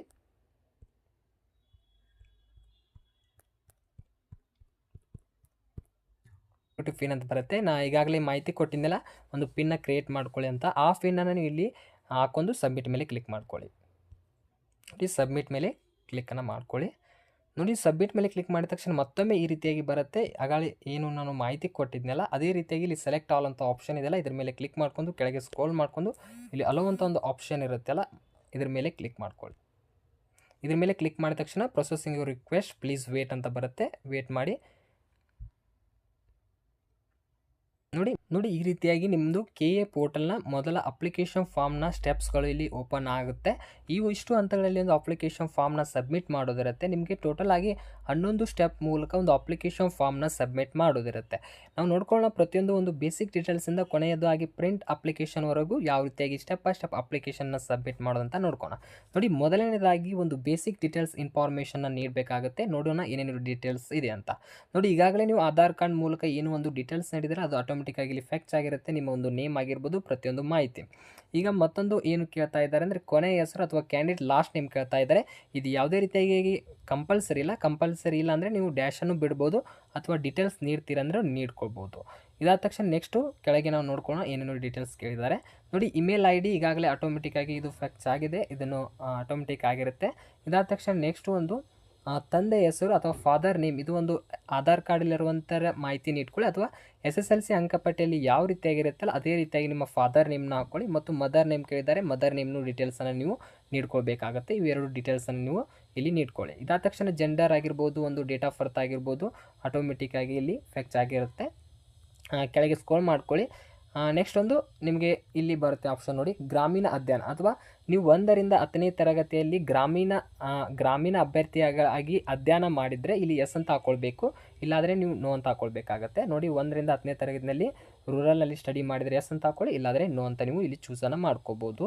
ಇದಾದ ತಕ್ಷಣ ನೆಕ್ಸ್ಟು ಕನ್ನಡ ಮಾಧ್ಯಮ ಅಧ್ಯಯನ ಅಥವಾ 1ರಿಂದ 10ನೇ ತರಗತಿಯಲ್ಲಿ ನೀವು ಕನ್ನಡ ಮೀಡಿಯಮ್ನಲ್ಲಿ ಸ್ಟಡಿ ಮಾಡಿದರೆ ನೀವು ಇಲ್ಲಿ ಎಸ್ ಅಂತ ಹಾಕ್ಕೊಳ್ಳಿ, ಇಲ್ಲಾದರೆ ನೀವು ನೋ ಅಂತಲೂ ಹಾಕ್ಕೊಳ್ಬೋದು. ಇದು ಒಂದು ರಿಸರ್ವೇಷನ್ ಕೋಟಾ ಆಗಿರುತ್ತೆ, ಅದಕ್ಕೆ ನೀವು ಕೇರ್ಫುಲ್ಲಾಗಿ ಇಲ್ಲಿ ಫಿಲ್ ಮಾಡ್ಕೋಬೇಕಾಗತ್ತೆ. ಇದಾದ ತಕ್ಷಣ ನೆಕ್ಸ್ಟ್ ಒಂದು ನೋಡ್ಕೋಣ. ನೀವು ಏನಾದರೂ ಮ್ಯಾರೇಜ್ ಆಗಿದ್ದರೆ ನಿಮ್ಮ ಒಂದು ಸಂಗಾತಿ ಹೆಸರನ್ನು ನೀವು ಇಲ್ಲಿ ನೀಡಬೇಕಾಗುತ್ತೆ. ಇದು ಯಾವುದೇ ರೀತಿ ಕಂಪಲ್ಸರಿ ಇಲ್ಲ, ಮ್ಯಾರಿಡ್ ಆಗಿದ್ದರೆ ಹಾಕ್ಕೊಳ್ಬೋದು, ಇಲ್ಲಾದರೆ ನೀವು ಡ್ಯಾಶನ್ನು ಬಿಡ್ಬೋದು. ಇದಾದ ತಕ್ಷಣ ಒಂದು ಅಲ್ಟರ್ನೇಟಿವ್ ಕಾಂಟ್ಯಾಕ್ಟ್ ನಂಬರ್ನ ಕೇಳ್ತಾ ಇದೆ, ಅಥವಾ ನೀವು ಪರಿಹಾರ ಇನ್ನೊಂದು ಮೊಬೈಲ್ ನಂಬರ್ ಇದ್ದರೆ ಅದನ್ನ ಡೀಟೇಲ್ಸ್ ಹಾಕ್ಕೊಳ್ಬೇಕಾಗತ್ತೆ. ಇದು ಕಂಪಲ್ಸರಿ ಆಗಿದೆ, ಇನ್ನೊಂದು ನಂಬರ್ನ ಹಾಕ್ಕೊಳ್ಳಿ. ಮತ್ತು ಪರಿಹಾರ ಇಮೇಲ್ ಐ ಡಿ, ಮತ್ತೊಂದು ಅಲ್ಟರ್ನೇಟ್ ಇಮೇಲ್ ಐ ಡಿನ ನೀವು ಡೀಟೇಲ್ಸ್ ನೀಡಬೇಕಾಗುತ್ತೆ. ಮೊದಲು ನೀಡಿದ್ರಲ್ಲ ಅದಲ್ಲ, ಮತ್ತೊಂದು ಇಮೇಲ್ ಐ ಡಿ, ಬೇರೆ ಇಮೇಲ್ ಐ ಡಿ ಹಾಕ್ಕೊಳ್ಬೇಕಂತ ಕಂಪಲ್ಸರಿ ಇದೆ. ಇದಾದ ತಕ್ಷಣ ಒಂದು ನಿಮ್ಮ ಸ್ಟೇಟನ್ನು ಇಲ್ಲಿ ಚೂಸ್ ಮಾಡ್ಕೊಳ್ಳಿ, ನಿಮ್ಮ ಡಿಸ್ಟಿಕನ್ನು ಚೂಸ್ ಮಾಡ್ಕೊಳ್ಳಿ. ಇಷ್ಟು ಡೀಟೇಲ್ಸ್ನ ಮಾಡಿ ಇಲ್ಲಿ ಸೇವ್ ಅಂತ ಒಂದು ಆಪ್ಷನ್ ಇದೆ, ಇದ್ರ ಮೇಲೆ ಕ್ಲಿಕ್ ಮಾಡ್ಕೊಳ್ಳಿ. ಡೀಟೇಲ್ಸ್ ನೀಡಿ ಸೇವ್ ಅಂತ ಆಪ್ಷನ್ ಮೇಲೆ ಕ್ಲಿಕ್ ಮಾಡ್ಕೊಳ್ಳಿ. ಸಕ್ಸಸ್ ರೆಕಾರ್ಡೆಡ್ ಅಪ್ಡೇಟ್ ಅಂತ ಬರುತ್ತೆ, ಓಕೆ ಮೇಲೆ ಕ್ಲಿಕ್ ಮಾಡ್ಕೊಳ್ಳಿ. ಮಾಡಿದ ತಕ್ಷಣ ಪ್ರೊಸೀಡ್ ಅಂತ ಆಪ್ಷನ್ ಇದೆ, ಇದ್ರ ಮೇಲೆ ಕ್ಲಿಕ್ ಮಾಡ್ಕೊಳ್ಳಿ. ನೋಡಿ ಇದ್ರ ಮೇಲೆ ಕ್ಲಿಕ್ ಮಾಡಿದ ತಕ್ಷಣ ನೆಕ್ಸ್ಟ್ ಒಂದು ನಿಮ್ಮದು ಅಡ್ರೆಸ್ ಡೀಟೇಲ್ಸ್ನ ಇಲ್ಲಿ ನೀಡಬೇಕಾಗತ್ತೆ. ಏನಿಲ್ಲ, ಸಿಂಪಲ್ ಆಗಿದೆ. ನಿಮ್ಮ ಅಡ್ರೆಸ್ ಡೀಟೇಲ್ಸ್ನ ಇಲ್ಲಿ ಫಿಲ್ ಮಾಡಿ ನಿಮ್ಮ ಒಂದು ಸ್ಟೇಟ್ ಆಗಿರ್ಬೋದು, ನಿಮ್ಮ ಡಿಸ್ಟಿಕ್ನ ಇಲ್ಲಿ ಫಿಲ್ ಮಾಡ್ಕೊಳ್ಳಿ. ಮತ್ತು ಅಡ್ರೆಸ್ ಲೈನ್ 1 ನಿಮ್ಮ ಸಂಪರ್ಕ ವಿಳಾಸವನ್ನು ನೀವು ಆಧಾರ್ ಕಾರ್ಡ್ನಲ್ಲಿ ಇರುತ್ತೆ ನೋಡಿ. ಯಾವುದೇ ರೀತಿಯಾಗಿ ನೀವು ಸ್ಪೆಷಲ್ ಕ್ಯಾರೆಕ್ಟರ್ನ ಯೂಸನ್ನು ಮಾಡ್ಕೋಬೇಡಿ. ನಿಮ್ಮದು ಇಲ್ಲಿ ಅಡ್ರೆಸ್ನ ಡೀಟೇಲ್ಸ್ನ ಹಾಕ್ಕೊಳ್ಳಿ. ಮತ್ತೊಂದು ಸಂಪರ್ಕ ವಿಳಾಸ ಅಡ್ರೆಸ್ ಲೈನ್ 2, ಇದು ಕಂಪಲ್ಸರಿ ಇಲ್ಲ, ಎರಡರಲ್ಲಿ ಒಂದನ್ನು ಹಾಕ್ಕೊಳ್ಬೋದು. ಮತ್ತು ನಿಮ್ಮದು ಅಡ್ರೆಸ್ ಪಿನ್ ಕೋಡ್, ಇದು ಆಧಾರ್ ಕಾರ್ಡಲ್ಲಿರುತ್ತೆ. ಸಿಂಪಲ್ ಆಗಿ ನಿಮ್ಮದು ಶಾರ್ಟ್ಕಟ್ನಲ್ಲಿ ನಿಮ್ಮ ಒಂದು ಅಡ್ರೆಸ್ ಡೀಟೇಲ್ಸನ್ನು ಇಟ್ಕೊಂಡು ಇಲ್ಲಿ ಸೇವ್ ಆ್ಯಂಡ್ ಪ್ರೊಸೀಡ್ ಅಂತ ಆಪ್ಷನ್ ಇರುತ್ತೆ, ಇದ್ರ ಮೇಲೆ ಕ್ಲಿಕ್ ಮಾಡ್ಕೊಳ್ಳಿ. ಪ್ರೊಸೀಡ್ ಮೇಲೆ ಕ್ಲಿಕ್ ಮಾಡ್ಕೊಳ್ತಾ ಇದ್ದೀನಿ. ಮಾಡಿದ ತಕ್ಷಣ ನೆಕ್ಸ್ಟು ನಿಮಗೆ ಇಲ್ಲಿ ಒಂದು ಎಜುಕೇಷನ್ ಕ್ವಾಲಿಫಿಕೇಷನ್ಗೆ ಸಂಬಂಧಪಟ್ಟಂಗೆ ಡೀಟೇಲ್ಸನ್ನು ನೀಡಬೇಕಾಗತ್ತೆ. ನೋಡಿ ಮೊದಲೇದಾಗಿ ಇಲ್ಲಿ SSLC ಒಂದು ಕ್ವಾಲಿಫಿಕೇಷನ್ನ ಡೀಟೇಲ್ಸನ್ನು ನೀಡಬೇಕು. ಇದಾದ ತಕ್ಷಣ ನಿಮಗೆ PUC ಆಗಿರ್ಬೋದು, ನಿಮ್ಮದು ಏನೋ ಒಂದು ತತ್ಸಮಾನ ಆಗಿದೆ, ಒಂದು ಕ್ವಾಲಿಫಿಕೇಷನ್ ಆಗಿದೆ, ಎಲ್ಲ ಒಂದು ಹಂತವಾಗಿ ನೀವು ಡೀಟೇಲ್ಸನ್ನು ನೀಡಬೇಕು. ಇವಾಗ ಮೊದಲೇದಾಗಿ ಒಂದು SSLC ಡೀಟೇಲ್ಸನ್ನು ನೀಡಬೇಕಾಗುತ್ತೆ. ಇಲ್ಲಿ ಏನೇನು ಡೀಟೇಲ್ಸನ್ನು ನೀಡಿದ್ದಾರೆ ಅಂತ ನೋಡ್ಕೊಳ್ಳೋಣ. ನೋಡಿ ಮೊದಲೇದಾಗಿ ಒಂದು ಅರ್ಹತಾ ಪರೀಕ್ಷೆ 10th ಕ್ಲಾಸ್ ಆಗಿರುತ್ತೆ, ಅದನ್ನು ಆಟೋಮೆಟಿಕ್ ಇಲ್ಲಿ ಚೂಸ್ ಆಗಿರುತ್ತೆ. ಇದಾದ ತಕ್ಷಣ ನೆಕ್ಸ್ಟ್ ನೀವು ಒಂದು ರಿಜಿಸ್ಟರ್ ನಂಬರ್ ಹಾಕ್ಕೊಳ್ಬೇಕಾಗತ್ತೆ. SSLC ರಿಜಿಸ್ಟ್ರೇಷನ್ ನಂಬರ್ನ ಹಾಕ್ಕೊಳ್ಳಿ. ಮತ್ತು ಅಂಕಪಟ್ಟಿಯಲ್ಲಿರುವಂತೆ ಹೆಸರನ್ನು, ನಿಮ್ಮ ನೇಮನ್ನು ಯಾವ ರೀತಿಯಾಗಿ ಮಾರ್ಕ್ಸ್ ಕಾರ್ಡ್ನಲ್ಲಿ ನಿಮ್ಮ ನೇಮ್ ಇದೆಯಲ್ಲ ಅದೇ ರೀತಿಯಾಗಿ ಇಲ್ಲಿ ಡೀಟೇಲ್ಸ್ನ ಇಟ್ಕೊಳ್ಳಿ. ಯಾವುದೇ ರೀತಿ ಸ್ಪೆಲ್ಲಿಂಗ್ ಮಿಸ್ಟೇಕನ್ನು ಮಾಡ್ಕೋಬೇಡಿ. ಇದಾದ ತಕ್ಷಣ ಬೋರ್ಡ್ ಟೈಪ್ ಕೇಳ್ತಾ ಇದೆ. ಇಲ್ಲಿ ನಿಮಗೆ 3 ರೀತಿಯ ಬೋರ್ಡ್ಗಳಿರುತ್ತೆ. ನೀವೇನಾದರೂ CBSEಯಲ್ಲಿ ಮುಗಿಸಿದರೆ CBSE ಮೂಲಕ ಚೂಸ್ ಮಾಡ್ಕೋಬೋದು, ICSE ಮೂಲಕ ನೀವು ಕಂಪ್ಲೀಟ್ ಮಾಡಿದರೆ ಅದನ್ನು ಹಾಕ್ಕೊಳ್ಬೋದು. ಇಲ್ಲ ನಾನು PU ಬೋರ್ಡಿಂದ ಅಥವಾ ಕರ್ನಾಟಕ ಸೆಕೆಂಡರಿ ಎಜುಕೇಷನ್ ಎಕ್ಸಾಮ್ ಬೋರ್ಡಿಂದ, ಸ್ಟೇಟ್ ಬೋರ್ಡಿಂದ ಮಾಡಿದರೆ ನೀವು ಮೊದಲನೇ ಒಂದು ಆಪ್ಷನ್ ಇದೆಯಲ್ಲ KSEEB ಅಂತ ಇದೆಯಲ್ಲ ಈ ಒಂದು ಟೈಪ್ನ ಚೂಸ್ ಮಾಡ್ಕೊಳ್ಳಿ.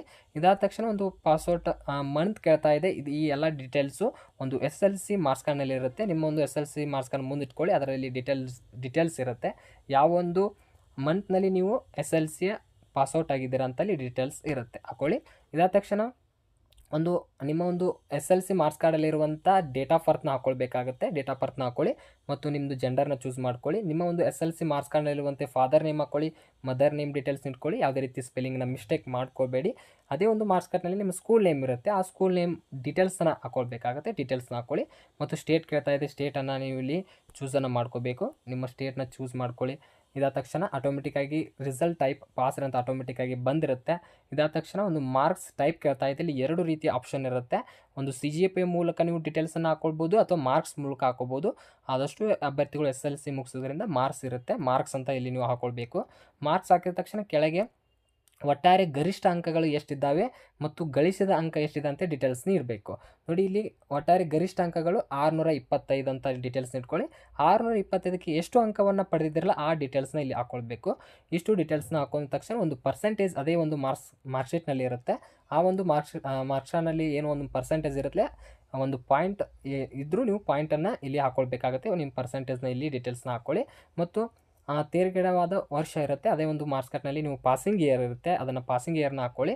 ಮತ್ತು ಮೀಡಿಯಮ್ ಆಫ್ ಸ್ಟಡಿ ಯಾವ ಒಂದು ಮಾಧ್ಯಮದಲ್ಲಿ ನೀವು ಸ್ಟಡಿ ಮಾಡಿದರೆ, ಕನ್ನಡ ಮೀಡಿಯಮ ಅಥವಾ ಇಂಗ್ಲೀಷ್ ಮೀಡಿಯಮ ಅಂತ ಕೇಳಿರುತ್ತೆ. ನೀವು ಕನ್ನಡ ಮೀಡಿಯಮ್ ಆಗಿದ್ದರೆ ಕನ್ನಡ ಅಂತ ನೀವು ಚೂಸ್ ಮಾಡ್ಕೊಳ್ಳಿ. ಮಾಡಿದ ತಕ್ಷಣ ನೆಕ್ಸ್ಟ್ ನಿಮಗೆ ಒಂದು ಇಂಪಾರ್ಟೆಂಟ್ ಆಪ್ಷನ್ ಏನಿದೆ ಅಂದರೆ, ನೀವು SSLC ಅಥವಾ ಒಂದು ತತ್ಸಮಾನ ಪರೀಕ್ಷೆಯಲ್ಲಿ ಕನ್ನಡವನ್ನು ಪ್ರಥಮ ಅಥವಾ ದ್ವಿತೀಯ ಭಾಷೆಯಾಗಿ ಅಧ್ಯಯನ ಮಾಡಿದ್ದೀರಾ ಅಂತ ಕೇಳ್ತಾ ಇದ್ದಾರೆ. ನೋಡಿ, ಇದು ನಿಮಗೆ SSLC ಮಾರ್ಕ್ಸ್ಗಳಲ್ಲಿ ಪ್ರಥಮ ಭಾಷೆಯಾಗಿ ಕನ್ನಡನ ಮಾಡಿದರೆ ಅಥವಾ ದ್ವಿತೀಯ ಭಾಷೆಯಾಗಿರಲಿ ನೀವು ಕನ್ನಡವನ್ನು ಅಧ್ಯಯನ ಮಾಡಿದರೆ ಇದನ್ನು ಕಂಪಲ್ಸರಿ ಪ್ರತಿಯೊಬ್ಬರು ಎಸ್ ಅಂತ ಹಾಕ್ಕೊಳ್ಳಿ. ನಿಮಗೆ ಇದನ್ನು ಎಸ್ ಅಂತ ಹಾಕೊಂಡ್ರೆ ಯಾವುದೇ ರೀತಿ ಕಡ್ಡಾಯ ಕನ್ನಡ ಎಕ್ಸಾಮಿನೇಷನ್ ಕಂಡಕ್ಟ್ ಮಾಡೋದಿಲ್ಲ. ನೀವೇನಾದರೂ ಕನ್ನಡವನ್ನು ಭಾಷೆಯನ್ನು ನೀವೇನಾದರೂ ಅಧ್ಯಯನ ಮಾಡಿರಲಿಲ್ಲ ಅಂದರೆ ನಿಮಗೆ ಕಡ್ಡಾಯ ಎಕ್ಸಾಮಿನೇಷನ್ ಬರೋದಿರುತ್ತೆ. ಇಷ್ಟು ಡೀಟೇಲ್ಸನ್ನು ನೀಡ್ಕೊಳ್ಳಿ. ನೀಡಿದ ತಕ್ಷಣ ನೀವು ಇಲ್ಲಿ ಸೇವ್ 10th ಕ್ವಾಲಿಫಿಕೇಷನ್ ಅಂತ ಇದೆಯಲ್ಲ, ಇದ್ರ ಮೇಲೆ ಕ್ಲಿಕ್ ಮಾಡ್ಕೊಂಡು ಪ್ರೊಸೀಡ್ ಅಂತ ಒಂದು ಆಪ್ಷನ್ ಇದೆ, ಇದ್ರ ಮೇಲೆ ಕ್ಲಿಕ್ ಮಾಡ್ಕೊಳ್ಳಿ. ನೋಡಿ, ಪ್ರೊಸೀಡ್ ಮೇಲೆ ಕ್ಲಿಕ್ ಮಾಡಿದ ತಕ್ಷಣ ನೆಕ್ಸ್ಟ್ ಒಂದು ರಿಸರ್ವೇಷನ್ ಡೀಟೇಲ್ಸ್ನ ನೀಡಬೇಕಾಗುತ್ತೆ. ಇಲ್ಲಿ ಏನೇನು ಡೀಟೇಲ್ಸ್ ನೀಡಬೇಕಂತ ನೋಡ್ಕೊಳ್ಳೋಣ. ಮೊದಲನೇದಾಗಿ ಒಂದು ಕೆಟಗರಿನ ಚೂಸ್ ಮಾಡ್ಕೊಳ್ಬೇಕಾಗತ್ತೆ. ಒಂದು ವರ್ಗವನ್ನು ಇಲ್ಲಿ ಚೂಸ್ ಮಾಡ್ಕೊಳ್ಬೇಕು. ನಿಮ್ಮದು SC ಅಥವಾ ಕೆಟಗರಿ 1, 2A ಈ ರೀತಿಯಾಗಿ ಆಪ್ಷನ್ಸ್ ಇರುತ್ತೆ. ನಿಮ್ಮದು ಯಾವುದು ಕೆಟಗರಿ ಇದೆ ಅದನ್ನು ಚೂಸ್ ಮಾಡ್ಕೊಳ್ಳಿ.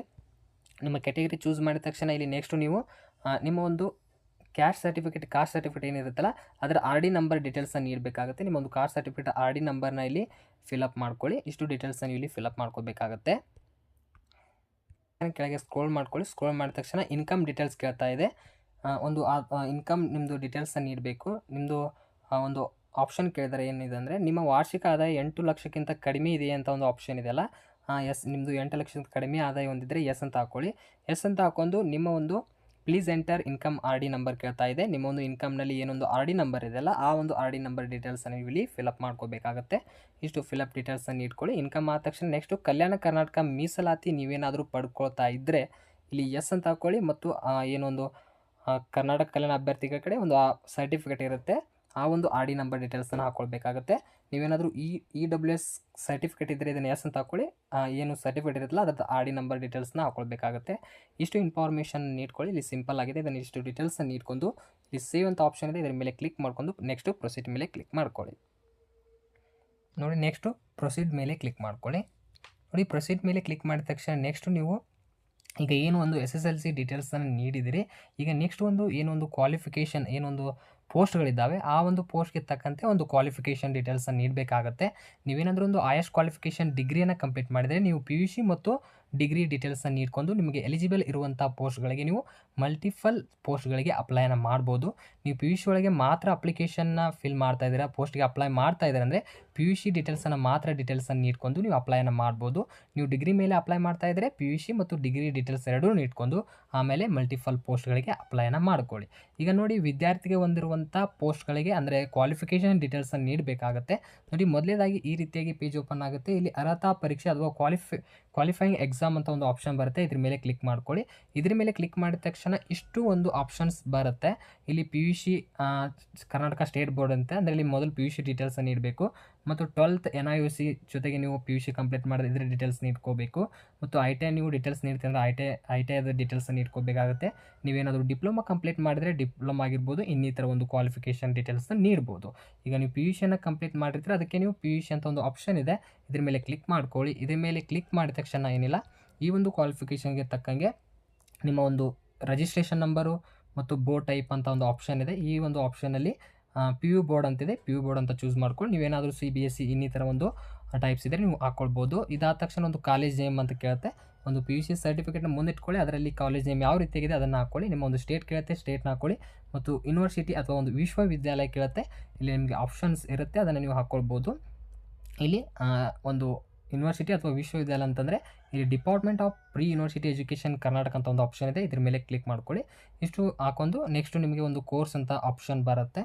ಈ ಒಂದು ಕೋರ್ಸ್ನಲ್ಲಿ ನೀವು ಇದ್ರ ಮೇಲೆ ಕ್ಲಿಕ್ ಮಾಡ್ಕೊಂಡ್ರೆ ಇಷ್ಟು ಆಪ್ಷನ್ಸ್ ಇರುತ್ತೆ.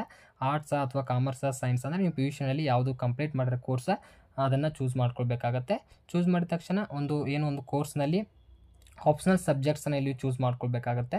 ಅಂದರೆ ಇಲ್ಲಿ ವಿಶೇಷ ಕೋರ್ಸ್ ಯಾವ್ಯಾವ ಇದ್ದಾವೆ, ನೀವು ಸಪ್ರೇಟಾಗಿ ಯಾವುದೊಂದು ಕೋರ್ಸ್ನ ಸ್ಟಡಿ ಮಾಡಿದ್ದೀರಾ ಅಂತ ಇರುತ್ತೆ. ನಿಮ್ಮದು ಇಲ್ಲಿ ಯಾವ ಸಬ್ಜೆಕ್ಟನ್ನು ನೀವು ಸ್ಟಡಿ ಮಾಡಿದ್ದೀರಲ್ಲ ಅದನ್ನು ನೀವು ಈ ರೀತಿಯಾಗಿ ಬಾಕ್ಸ್ ಮೇಲೆ ಕ್ಲಿಕ್ ಮಾಡ್ಕೊಂಡು ನೀವು ಯಾವ ಸ್ಟಡಿ ಮಾಡಿದ್ರಲ್ಲ ಆ ಒಂದು ಸಬ್ಜೆಕ್ಟನ್ನು ಇಲ್ಲಿ ನೀವು ಡೀಟೇಲ್ಸನ್ನು ಇಟ್ಕೊಂಡು ಈ ರೀತಿಯಾಗಿ ಡೀಟೇಲ್ಸ್ ಇಟ್ಕೊಂಡು ಓಕೆ ಮೇಲೆ ಕ್ಲಿಕ್ ಮಾಡ್ಕೊಂಡ್ರೆ ನಿಮ್ಮದು ಸಬ್ಜೆಕ್ಟಲ್ಲಿ ಒಂದು ಸ್ಪೆಷಲೈಸೇಷನ್ ಕೋರ್ಸ್ನಲ್ಲಿ ಆಯ್ಕೆ ಮಾಡ್ಕೋಬೇಕಾಗತ್ತೆ.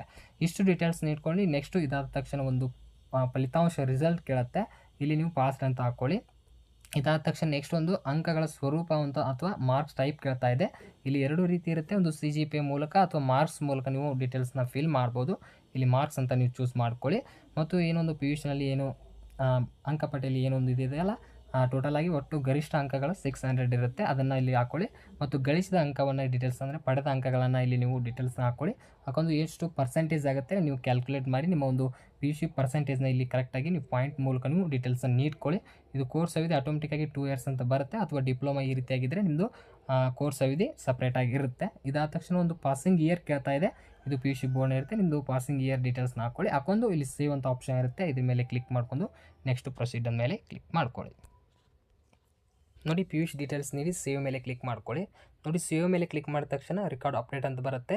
ಇಲ್ಲಿ ನೀವು ಕೆಳಗೆ ನೋಡ್ತಾ ಇರ್ಬೋದು PUC ಡೀಟೇಲ್ಸಿಗೆ ಏನು ನೀಡಿದಿರಲ್ಲ, ಒಂದು qualification type, registration number, college name ಆಗಿರ್ಬೋದು, ಪರ್ಸೆಂಟೇಜ್ ಆಗಿರ್ಬೋದು, ಪ್ರತಿಯೊಂದು ಇಲ್ಲಿ ಒಂದು ಟ್ಯಾಬ್ ಓಪನ್ ಆಗುತ್ತೆ. ಈ ರೀತಿ ಟ್ಯಾಬ್ ಬರುತ್ತೆ. ಈಗ ನೆಕ್ಸ್ಟ್ ನೀವು ಈಗ PUC ಡೀಟೇಲ್ಸ್ ನೀಡಿದಿರಿ. ಈಗ ನೆಕ್ಸ್ಟ್ ಗ್ರ್ಯಾಜುಯೇಷನ್ ಡೀಟೇಲ್ಸ್ ಇದೇ ಒಂದು ಆಪ್ಷನಲ್ಲಿ ನೀಡಬೇಕಾಗುತ್ತೆ. ಮತ್ತು ನೀವು ವಾಪಸ್ ಇದರಲ್ಲೇ ಬಂದು ಇಲ್ಲಿ ಆಪ್ಷನ್ ಇರುತ್ತೆ, ಈಗ ಏನೋ ಒಂದು ಕ್ವಾಲಿಫೈಯಿಂಗ್ ಎಕ್ಸಾಮ್ ಇತ್ತಲ್ಲ ಇದ್ರ ಮೇಲೆ ಕ್ಲಿಕ್ ಮಾಡ್ಕೊಂಡು ಇಲ್ಲಿ ಅಂಡರ್ ಗ್ರ್ಯಾಜುಯೇಷನ್ ಡಿಗ್ರಿ ಆಗಿರ್ಬೋದು, PG ಡಿಗ್ರಿ ಆಗಿರ್ಬೋದು, ಈ ರೀತಿಯಾಗಿ ನೀವು ಯಾವುದು ನಿಮಗೆ ಡೀಟೇಲ್ಸ್ನ ಹಾಕ್ಕೊಳ್ಬೇಕಂತಿಲ್ಲ ಆ ಡೀಟೇಲ್ಸನ್ನು ನೀವು ಹಾಕ್ಕೊಳ್ಬೋದು. ನೀವು ಡಿಗ್ರಿ ಡೀಟೇಲ್ಸನ್ನು ನೀಡಬೇಕಂದ್ರೆ ಇಲ್ಲಿ UG ಡಿಗ್ರಿ ಅಂತ ಆಪ್ಷನ್ ಇದೆ, ಇದ್ರ ಮೇಲೆ ಕ್ಲಿಕ್ ಮಾಡ್ಕೊಳ್ಳಿ. ಮಾಡ್ಕೊಂಡು ಈ ಒಂದು ಡಿಗ್ರಿಯಲ್ಲಿ ಏನೇನು ಕೇಳಿದೆಲ್ಲ ಮಾಹಿತಿ ಅದನ್ನು ಡೀಟೇಲ್ಸ್ನ ಹಾಕಬೇಕಾಗುತ್ತೆ. ಏನು ಡೀಟೇಲ್ಸ್ ಇದೆ ಅಂತ ಕ್ವಿಕ್ಕಾಗಿ ನೋಡ್ಕೊಳ್ಳೋಣ. ನೋಡಿ ಮೊದಲೇದಾಗಿ ಡಿಗ್ರಿ ರಿಜಿಸ್ಟ್ರೇಷನ್ ನಂಬರ್ನ ಹಾಕ್ಕೊಳ್ಬೇಕು, ಮತ್ತು ಕಾಲೇಜ್ ನೇಮ್ನ ಹಾಕ್ಕೊಳ್ಬೇಕು, ಸ್ಟೇಟನ್ನು ಚೂಸ್ ಮಾಡ್ಕೊಳ್ಬೇಕು. ನಿಮ್ಮ ಯೂನಿವರ್ಸಿಟಿ ರಾಣಿ ಚೆನ್ನಮ್ಮ ಯೂನಿವರ್ಸಿಟಿ ಇದೆ, ರಾಣಿ ಚೆನ್ನಮ್ಮ ಯೂನಿವರ್ಸಿಟಿನ ಚೂಸ್ ಮಾಡ್ಕೊಳ್ಳಿ. ಇದಾದ ತಕ್ಷಣ ನೆಕ್ಸ್ಟ್ ಒಂದು ಕೋರ್ಸ್ ಕೇಳ್ತಾ ಇದೆ, ಇಲ್ಲಿ ನಿಮ್ಮದು ಕೋರ್ಸ್ನ ಚೂಸ್ ಮಾಡ್ಕೊಳ್ಬೇಕಾಗುತ್ತೆ. BCom, BSc ಅಥವಾ ಯಾವುದೊಂದು ಆಪ್ಷನ್ ಇರುತ್ತೆ, ನಿಮಗೆ ಸಾಕಷ್ಟು ಆಪ್ಷನ್ಸ್ಗಳಿದ್ದಾವೆ. ಇಂಜಿನಿಯರಿಂಗ್ ಮುಗಿಸಿರ ಯಾವುದೋ ಒಂದು ಡಿಗ್ರಿ ಕಂಪ್ಲೀಟ್ ಮಾಡಿ ಅದನ್ನು ಡೀಟೇಲ್ಸ್ನ ಹಾಕ್ಕೊಳ್ಬೇಕಾಗುತ್ತೆ. ಇದಾದ ತಕ್ಷಣ ಒಂದು ಆಪ್ಷನಲ್ ಸಬ್ಜೆಕ್ಟ್ಸ್ಗಳು ಯಾವ ತೊಗೊಂಡಿದ್ದೀರಾ ನಿಮ್ಮ ಕೋರ್ಸಲ್ಲಿ ಅದನ್ನು ಚೂಸ್ ಮಾಡ್ಕೊಳ್ಳಿ. ಇದಾದ ತಕ್ಷಣ ನೆಕ್ಸ್ಟ್ ಒಂದು ಫಲಿತಾಂಶವನ್ನು ಕೇಳ್ತಾ ಇದೆ, ಪಾಸ್ ಆಗಿದ್ರೆ ಅಥವಾ ಇನ್ನೂ ಕಂಟಿನ್ಯೂ ಇದೆ ಅಂತ ಇಲ್ಲಿ ಮಾಹಿತಿ ಕೊಟ್ಟಿರ್ತಾರೆ, ಇಲ್ಲಿ ಪಾಸ್ ಅಂತ ಹಾಕ್ಕೊಳ್ಳಿ. ಇದಾದ ತಕ್ಷಣ ಮಾರ್ಕ್ಸ್ ಟೈಪ್ ಕೇಳ್ತಾ ಇದೆ, CGPA ಮೂಲಕ ಅಥವಾ ಒಂದು ಮಾರ್ಕ್ಸ್ ಟೈಪ್ ಮೂಲಕ ನೀವು ಡೀಟೇಲ್ಸನ್ನು ಹಾಕ್ಕೊಳ್ಬೋದು. ಅಷ್ಟು ಡೀಟೇಲ್ಸ್ನ ಹಾಕ್ಕೊಂಡು ನೀವು ಒಂದು ಡಿಗ್ರಿಯ ಕೊನೆಯ ಸೆಮ್ ಏನು ಡೀಟೇಲ್ಸ್ ಇರುತ್ತೆ, ಓವರಾಲ್ ಮ್ಯಾಕ್ಸಿಮಮ್ ಮಾರ್ಕ್ಸ್ ಇರುತ್ತೆ ಅದರಲ್ಲಿ. ಕೊನೆಯ ಒಂದು ಸರ್ಟಿಫಿಕೇಟ್ನಲ್ಲಿ 6 ಸೆಮ್ನಲ್ಲಿ ಇರುತ್ತೆ ನೋಡಿ, ಟೋಟಲಾಗಿ ಮಾರ್ಕ್ಸ್ ಇರುತ್ತೆ, ಅದರಲ್ಲಿ ಎಷ್ಟು ಅಂಕ ಪಡೆದಿದ್ದೀರ ಅಂತ ಡೀಟೇಲ್ಸ್ನ ಹಾಕ್ಕೊಳ್ಳಿ.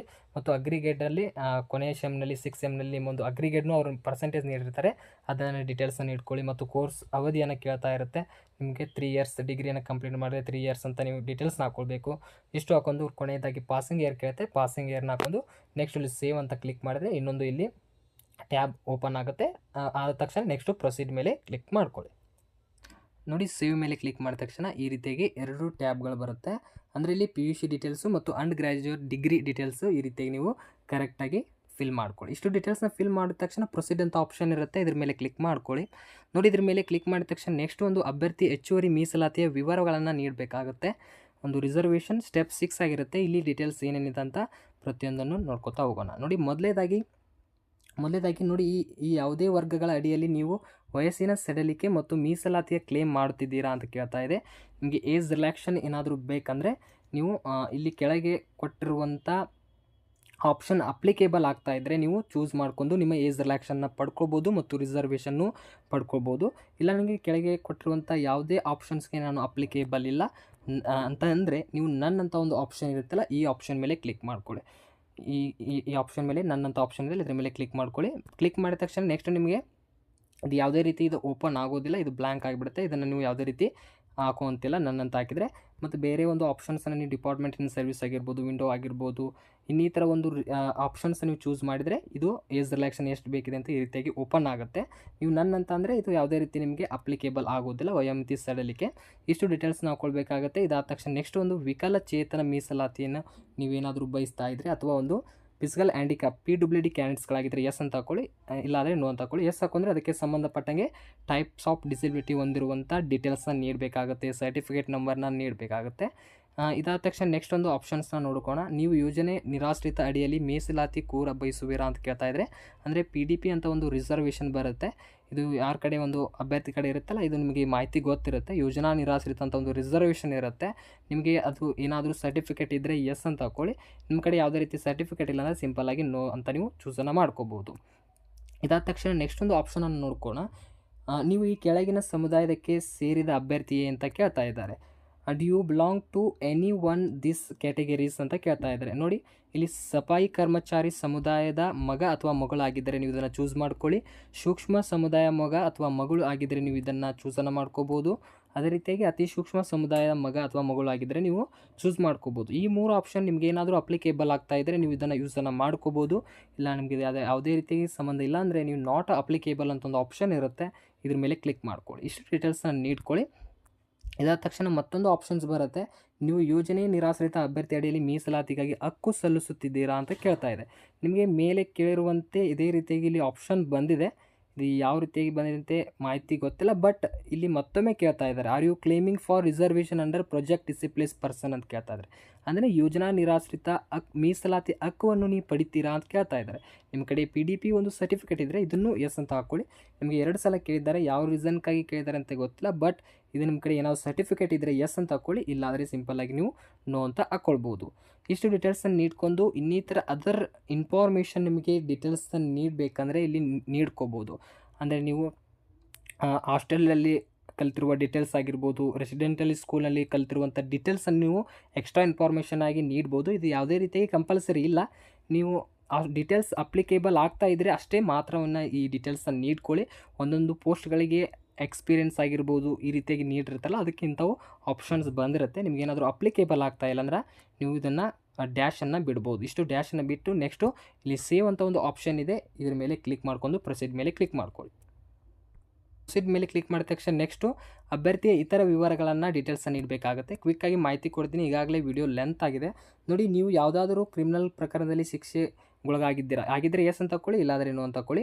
ನೋಡಿ, KA ಮತ್ತು ಇತರೆ ಆಯ್ಕೆ ಪ್ರಾಧಿಕಾರಗಳಿಂದ ಪ್ರಸ್ತುತ ಎಲ್ಲಿ ಡಿಬಾರ್ ಮಾಡಲಾಗಿದೆ ಅಥವಾ ಕಪ್ಪು ಪಟ್ಟಿಗೆ ಸೇರಿಸಲಾಗಿದೆ. ಅಂದರೆ ನೀವು ಎಕ್ಸಾಮ್ ಬರೆಯುವಾಗ ಒಂದು ಡಿಬಾರ್ ಮಾಡಿದ್ದಾರೆ ಅಥವಾ ಏನಾದರೂ ನೀವು ಒಂದು ಡಿಬಾರ್ ಮೂಲಕ ಅಥವಾ ಕಪ್ಪು ಪಟ್ಟಿಗೆ ಸೇರಿಸಿದರೆ ನೀವು ಇಲ್ಲಿ ಎಸ್ ಅಂತ ಹಾಕ್ಕೊಳ್ಬೇಕು ಮತ್ತು ಇತರೆ ಇನ್ಫಾರ್ಮೇಷನ್ ನೀಡಬೇಕು. ನಿಮಗೆ ಕಂಪ್ಯೂಟರ್ ಜ್ಞಾನ ಇದೆಯಾ ಅಂತ ಕೇಳ್ತಾ ಇದೆ. ಅಂದರೆ ನಿಮಗೆ SDFD ಏನಾದರೂ ಅಪ್ಲಿಕೇಶನ್ ಆಗ್ತಾಯಿದ್ರೆ ಕಂಪಲ್ಸರಿಯಾಗಿ ಪ್ರತಿಯೊಬ್ಬರು ಇದನ್ನು ಎಸ್ ಅಂತ ಆಪ್ಷನ್ನ ಹಾಕ್ಕೊಳ್ಳೇಬೇಕಾಗುತ್ತೆ. ನೀವು ಕಂಪ್ಯೂಟರ್ ನಾಲೆಜ್ ಇರಲೇಬೇಕಾಗುತ್ತೆ. ಅದಕ್ಕೆ ಇದನ್ನು ನೀವು ಎಸ್ ಅಂತ ನೀವು ಹಾಕ್ಕೊಳ್ಬೇಕಾಗುತ್ತೆ. ಎಸ್ ಅಂತ ಹಾಕೊಂಡು ಸೇವ್ ಅಂತ ಮೇಲೆ ಕ್ಲಿಕ್ ಮಾಡ್ಕೊಂಡು ಪ್ರೊಸೀಡ್ ಮೇಲೆ ಕ್ಲಿಕ್ ಮಾಡ್ಕೊಳ್ಳಿ. ನೋಡಿ, ಪ್ರೊಸೀಡ್ ಮೇಲೆ ಕ್ಲಿಕ್ ಮಾಡಿದ ತಕ್ಷಣ ನೆಕ್ಸ್ಟ್ ಒಂದು 8th ಸ್ಟೆಪ್ ಆಗಿರುತ್ತೆ. ಅಭ್ಯರ್ಥಿಯು ಅನುಭವದ ವಿವರ, ನೀವೇನಾದರೂ ಎಕ್ಸ್ಪೀರಿಯೆನ್ಸ್ನ ಹೊಂದಿದ್ದರೆ ಎಸ್ ಅಂತ ಹಾಕೊಂಡು ಇನ್ನಿತರ ಡೀಟೇಲ್ಸನ್ನು ನೀಡ್ಬೋದು. ನಾನು ಯಾವುದೇ ರೀತಿಯಾಗಿ ಒಂದು ಕೆಲಸದ ಅನುಭವನ ಹೊಂದಿಲ್ಲ ಅಥವಾ ವರ್ಕ್ ಎಕ್ಸ್ಪೀರಿಯೆನ್ಸ್ ಇಲ್ಲ ಅಂದರೆ ನೀವು ಸಿಂಪಲ್ಲಾಗಿ ನೋ ಅಂತ ಕ್ಲಿಕ್ ಮಾಡ್ಕೊಂಡು ಸೇವ್ ಆ್ಯಂಡ್ ಪ್ರೊಸೀಡ್ ಮೇಲೆ ಕ್ಲಿಕ್ ಮಾಡ್ಕೊಳ್ಳಿ. ಇದ್ರ ಮೇಲೆ ಕ್ಲಿಕ್ ಮಾಡಿದ ತಕ್ಷಣ ನೆಕ್ಸ್ಟ್ ಈ ರೀತಿಯಾಗಿ ಪೇಜ್ ಓಪನ್ ಆಗುತ್ತೆ. ನೋಡಿ, ಅಭ್ಯರ್ಥಿ ಕನ್ನಡ ಪರೀಕ್ಷಾ ವಿವರವನ್ನು ನೀಡಬೇಕಾಗುತ್ತೆ. ಅಂದರೆ ಕಂಪಲ್ಸರಿ ಕನ್ನಡ ಎಕ್ಸಾಮ್ ಏನು ನಡೆಸಿದಲ್ಲ ಅದರ ಡೀಟೇಲ್ಸ್ನ ಹಾಕಬೇಕಾಗುತ್ತೆ. ನೋಡಿ, ಏನು ಮಾಹಿತಿ ಕೊಟ್ಟಿದ್ದಾರೆ ನೋಡೋದಾದರೆ, KA ನಡೆಸಿದ ಕಡ್ಡಾಯ ಕನ್ನಡ ಪರೀಕ್ಷೆಯಲ್ಲಿ ನೀವು ಉತ್ತೀರ್ಣರಾಗಿದ್ದೀರಾ ಅಂತ ಕೇಳ್ತಾ ಇದೆ. ಅಂದರೆ ಇಂದಿನ ನೇಮಕಾತಿಯಲ್ಲಿ ಏನು KA ಎಕ್ಸಾಮ್ ನಡೆಸಿತು, ಸಾಕಷ್ಟು ಹುದ್ದೆಗಳಿಗೆ ನಡೆಸಿತು. ಅಂದರೆ ವಿಲೇಜ್ ಅಕೌಂಟೆಂಟ್ ನಡೆಸಲಾಯಿತು. ಆ ವಿಲೇಜ್ ಅಕೌಂಟ್ನಲ್ಲಿ ಮೊದಲು ಒಂದು ಸ್ಪರ್ಧಾತ್ಮಕ ಪರೀಕ್ಷೆ ಮೊದಲೇ ಒಂದು ಕಂಪಲ್ಸರಿ ಕನ್ನಡ ಎಕ್ಸಾಮಿನೇಷನಲ್ಲಿ ಕಂಡಕ್ಟ್ ಮಾಡಿದ್ರಲ್ಲ, ಅದರಲ್ಲಿ ಏನಾದರೂ ನೀವು ಎಕ್ಸಾಮ್ನ ಉತ್ತೀರ್ಣರಾಗಿದ್ದರೆ ಇಲ್ಲಿ ಎಸ್ ಅಂತ ಹಾಕಬೇಕು. ಇಲ್ಲ ನಾನು ಯಾವುದೇ ರೀತಿ ಉತ್ತೀರ್ಣ ಆಗಿಲ್ಲ ಅಂದರೆ ನೀವು ಸಿಂಪಲ್ಲಾಗಿ ನೋ ಹಾಕೋಬೋದು. ಏನಾದರೂ ಉತ್ತೀರ್ಣ ಆಗಿದ್ದರೆ ಎಸ್ ಅಂತ ಹಾಕ್ಕೊಳ್ಳಿ.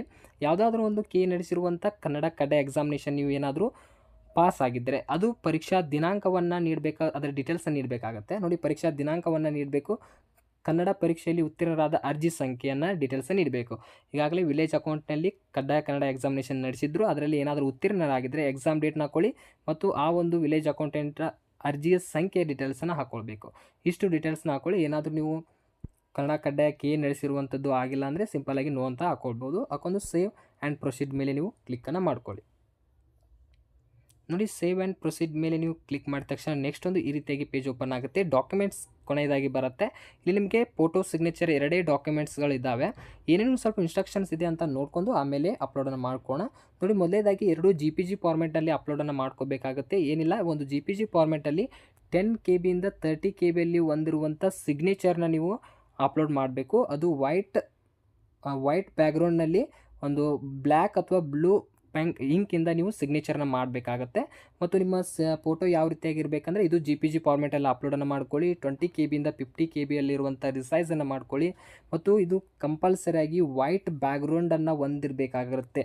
ನೋಡಿ, ನೀವು ಫೋಟೋ ಅಪ್ಲೋಡ್ ಮಾಡೋದಿರುತ್ತಲ್ಲ, ಇದನ್ನು ಕಂಪಲ್ಸರಿಯಾಗಿ ನೆನಪಿಟ್ಕೊಳ್ಳಿ. ವೈಟ್ ಬ್ಯಾಕ್ಗ್ರೌಂಡ್ ಹೊಂದಿರುವಂಥ ನಿಮ್ಮ ಒಂದು ಇಮೇಜನ್ನು, ಲೇಟೆಸ್ಟ್ ಆದ ಫೋಟೋನ ಅಪ್ಲೋಡನ್ನು ಮಾಡ್ಕೊಳ್ಳಿ. ಯಾವುದೇ ರೀತಿಯಾಗಿ ನೀವು ಬೇರೆ ಒಂದು ಕಲರ್ ಬ್ಯಾಕ್ಗ್ರೌಂಡ್ ಇದ್ದರೆ ನಿಮ್ಮ ಒಂದು ಅಪ್ಲಿಕೇಶನ್ ರಿಜೆಕ್ಟ್ ಆಗುತ್ತೆ. ಅದಕ್ಕೆ ವೈಟ್ ಬ್ಯಾಕ್ಗ್ರೌಂಡ್ ಹೊಂದಿರುವಂಥ ಫೋಟೋ ಇಮೇಜನ್ನು ಇಲ್ಲಿ 20 KB ಇಂದ 50 KB ಒಳಗಿರುವಂಥ ರಿಸೈಸನ್ನು ಮಾಡಿಕೊಂಡು ಇಲ್ಲಿ ಅಪ್ಲೋಡನ್ನು ಮಾಡ್ಕೋಬೇಕಾಗುತ್ತೆ. ಅಪ್ಲೋಡ್ ಮಾಡೋದು ಯಾವುದೇ ರೀತಿ ಅಂದರೆ ಅಪ್ಲೋಡ್ ಅಂತ ಒಂದು ಆಪ್ಷನ್ ಇರುತ್ತೆ, ಅದರ ಮೇಲೆ ಕ್ಲಿಕ್ಕನ್ನು ಮಾಡ್ಕೊಂಡು ಇಲ್ಲಿ ನಿಮ್ಮದು ಒಂದು ಇಮೇಜನ್ನು ಚೂಸ್ ಮಾಡ್ಕೋಬೇಕಾಗತ್ತೆ. ಇದ್ರ ಮೇಲೆ ಕ್ಲಿಕ್ ಮಾಡ್ಕೊಂಡು ಚೂಸ್ ಮಾಡ್ಕೊಂಡು ಎಸ್ ಮೇಲೆ ಕ್ಲಿಕ್ ಮಾಡ್ಕೊಂಡ್ರೆ ನಿಮ್ಮದು ಒಂದು ಫೋಟೋ ಸಿಗ್ನೇಚರ್ ಅಪ್ಲೋಡ್ ಆಗುತ್ತೆ.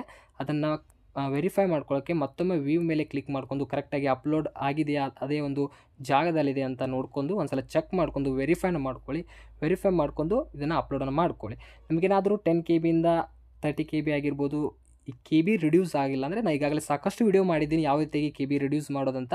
ಬೇಕಾದರೆ ಡಿಸ್ಕ್ರಿಪ್ಷನಲ್ಲಿ ಲಿಂಕ್ ಕೊಟ್ಟಿರ್ತೀನಿ. ನಿಮ್ಮ ಒಂದು ಫೋಟೋ ಸಿಗ್ನೇಚರ್ನ ರಿಸೈಸನ್ನು ಮಾಡ್ಕೊಂಡು ಇಲ್ಲಿ ನೀವು ಫೋಟೋ ಸಿಗ್ನೇಚರ್ನ ಅಪ್ಲೋಡನ್ನು ಮಾಡ್ಕೊಂಡು ನೆಕ್ಸ್ಟು ಇಲ್ಲಿ ಪ್ರೊಸೀಡ್ ಮೇಲೆ ಕ್ಲಿಕ್ ಮಾಡ್ಕೊಳ್ಳಿ.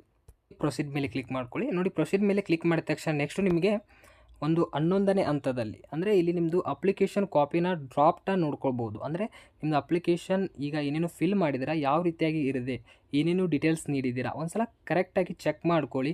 ಸಬ್ಮಿಟ್ ಮಾಡಿದ ಮೇಲೆ ಯಾವುದೇ ರೀತಿ ಎಡಿಟ್ ಆಪ್ಷನ್ ಇರೋದಿಲ್ಲ. ಏನೇನು ಡೀಟೇಲ್ಸ್ ನೀಡಿಲ್ಲ ಒಂದ್ಸಲ ಕ್ರಿಯೇಟಾಗಿ ಚೆಕ್ ಮಾಡ್ಕೋಬೇಕಾಗುತ್ತೆ.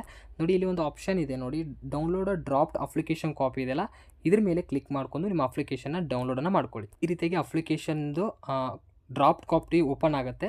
ನೋಡಿ, ನಿಮ್ಮದು ಫೋಟೋ ಆಗಿರ್ಬೋದು, ಏನೇನು basic details, address details, SSLC qualification details ಆಗಿರ್ಬೋದು, ಪ್ರತಿಯೊಂದು ಡೀಟೇಲ್ಸ್ ಕರೆಕ್ಟ್ ಆಗಿದೆಯಾ ಇಲ್ಲ ಅಂತ ನೀವು ಚೆಕ್ ಮಾಡ್ಕೊಳ್ಬೇಕಾಗತ್ತೆ. ಅದೇ ರೀತಿಯಾಗಿ ಇಲ್ಲಿ ಕೆಳಗೆ ನಿಮ್ಮದು ಸಿಗ್ನೇಚರ್ ಕರೆಕ್ಟ್ ಆಗಿದೆಯಿಲ್ಲ ಅಂತ ಪ್ರತಿಯೊಂದನ್ನು ಒಂದು ಸಲ ಚೆಕ್ ಮಾಡ್ಕೊಳ್ಳಿ. ಚೆಕ್ ಮಾಡಿದ ಮೇಲೆ ಮುಂದಿನ ಒಂದು ಪ್ರೊಸೆಸ್ ಹೋಗಿ. ಯಾವುದೇ ರೀತಿಯಾಗಿ ಮಿಸ್ಟೇಕ್ನ ಮಾಡ್ಕೋಬೇಡಿ. ಯಾವುದೇ ರೀತಿ ಎಡಿಟ್ ಆಪ್ಷನ್ ಇಲ್ಲ. ಇಷ್ಟು ಡೀಟೇಲ್ಸನ್ನು ಇಟ್ಕೊಂಡು ನೆಕ್ಸ್ಟ್ ಹೋಗೋಣ. ನೋಡಿ, ಈ ರೀತಿಯಾಗಿ ಚೆಕ್ ಮಾಡ್ಕೊಳ್ಳಿ. ಚೆಕ್ ಮಾಡಿದ ತಕ್ಷಣ ಪ್ರೊಸೀಡ್ ಅಂತ ಒಂದು ಆಪ್ಷನ್ ಇದೆ, ಇದ್ರ ಮೇಲೆ ಕ್ಲಿಕ್ ಮಾಡ್ಕೊಳ್ಳಿ.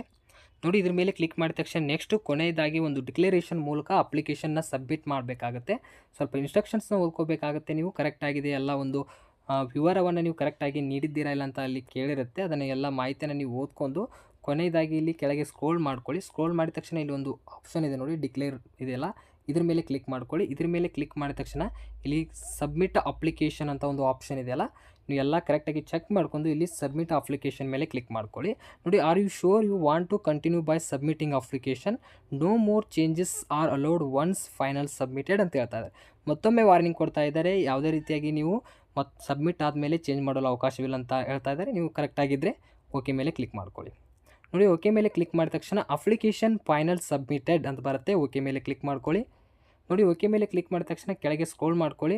ಸ್ಕ್ರೋಲ್ ಮಾಡಿ ಇಲ್ಲಿ ಒಂದು ಆಪ್ಷನ್ ಓಪನ್ ಆಗುತ್ತೆ. ಏನು ಆಪ್ಷನ್ ಅಂತಂದರೆ ಅಪ್ಲೈ ಫಾರ್ ದ ಪೋಸ್ಟ್ ಅಂತ ಬರುತ್ತೆ. ಇದ್ರ ಮೇಲೆ ಕ್ಲಿಕ್ ಮಾಡ್ಕೊಳ್ಳಿ. ನೋಡಿ, ಇದ್ರ ಮೇಲೆ ನೆಕ್ಸ್ಟ್ ಈ ರೀತಿಯಾಗಿ ಪೇಜ್ ಓಪನ್ ಆಗುತ್ತೆ. ನೋಡಿ, select examination district of choose, this can be updated only once ಅಂತ ಹೇಳ್ತಾ ಇದ್ದಾರೆ. ಅಂದರೆ ನಿಮಗೆ 3 ಪ್ರಿಫರೆನ್ಸನ್ನು ನೀಡಬೇಕಾಗುತ್ತೆ. ಇಲ್ಲಿ ನೋಡಿ, 3 ಪ್ರಿಫರೆನ್ಸ್ ಮೂಲಕ ನೀವು ಒಂದು ಎಕ್ಸಾಮಿನೇಷನ್ ನಿಯರೆಸ್ಟ್ ಇರುವಂಥ ಎಕ್ಸಾಮ್ ಡಿಸ್ಟ್ರಿಕ್ಟ್ನ ನೀವು ಚೂಸ್ ಮಾಡ್ಕೊಳ್ಬೇಕಾಗತ್ತೆ. ನೋಡಿ, ಎಕ್ಸಾಂಪಲ್ ಆಗಿ ಇಷ್ಟು ಒಂದು ಇಲ್ಲಿ ಡಿಸ್ಟ್ರಿಕ್ಟ್ಸ್ ಇದ್ದಾವೆ. ಇದರಲ್ಲಿ ಯಾವುದಾದ್ರೂ ಒಂದು ಮೊದಲನೇ ಪ್ರಿಫರೆನ್ಸ್ ಫಸ್ಟ್ ಒನ್ನಲ್ಲಿ ಇದರಲ್ಲಿ ಯಾವುದಾದ್ರೂ ಒಂದು ಪ್ರಿಫರೆನ್ಸ್ನ ಟಿಕ್ ಮಾಡಬೇಕು. ಇದಾದ ತಕ್ಷಣ ಪ್ರಿಫರೆನ್ಸ್ 2ಅಲ್ಲಿ ಮತ್ತೊಂದು ಡಿಸ್ಟ್ರಿಕ್ಟ್ನ ಚೂಸ್ ಮಾಡಬೇಕು. ಪ್ರಿಫರೆನ್ಸ್ 3ಅಲ್ಲಿ ಮತ್ತೊಂದು ಡಿಸ್ಟ್ರಿಕ್ಟ್ನ ಚೂಸ್ ಮಾಡ್ಕೋಬೇಕು. ಎಕ್ಸಾಂಪಲ್ ಆಗಿ ಹೇಳೋದಾದರೆ ನೋಡಿ, ಈಗ ನಾನು ಮೊದಲನೇ ಪ್ರಿಫರೆನ್ಸ್ ಆಗಿ ಧಾರವಾಡನ ಈ ರೀತಿ ಚೂಸ್ ಮಾಡ್ಕೊಳ್ತಾ ಇದ್ದೀನಿ. ಸೆಕೆಂಡ್ ಒನ್ ನೋಡೋದಾದರೆ ಇಲ್ಲಿ ನಾನು ಬೆಳಗಾಂ ಅಂತ ಇಲ್ಲಿ ಚೂಸ್ ಮಾಡ್ಕೊಳ್ತಾ ಇದ್ದೀನಿ.